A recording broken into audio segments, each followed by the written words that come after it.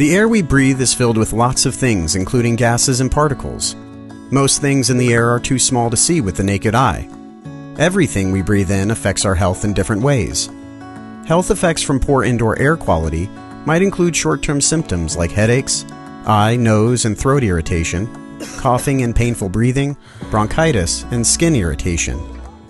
Extreme side effects can target the central nervous system, cause respiratory diseases like asthma or emphysema, and cause cancer and cardiovascular disease. Poor indoor air can also impact the blood, spleen, liver, and reproductive system. Young children, older adults, and people with existing lung disease are most at risk of negative health effects from poor indoor air quality. Before we can understand how indoor air quality impacts our lungs, we first need to understand how our lungs work. When you breathe in through your nose or mouth, air travels down your airways, or trachea, dividing into your right or left lung via the bronchi. The bronchi then separate into small tubes called bronchioles. Like tree branches, bronchioles divide into thousands of even smaller passages. At the end of each bronchiole is a cluster of little air sacs called alveoli. Alveoli are wrapped in tiny blood vessels called capillaries. The air you breathe in fills these air sacs with oxygen-rich air. Here is where oxygen is transported throughout the body. Not all the air you breathe in is clean.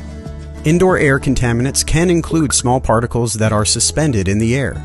When those particles from the air travel deep into your body, it can have a negative impact on your health. These particles can include things like dust, tobacco smoke, diesel emissions, pollen, pet dander, mold spores, chemicals, gases, and more. Particulate matter, often written as PM, are so small they go into the lungs all the way to the alveoli. Once there, they can irritate and corrode the alveoli wall, damaging the lungs and causing lung disease. These pollutants, at high levels, have also been linked to an increased risk of stroke and heart attack. The good news is that we can improve our indoor air quality. Simple things you can do to improve your indoor air quality include reduce dust by vacuuming regularly and using a microfiber or damp cloth for dusting.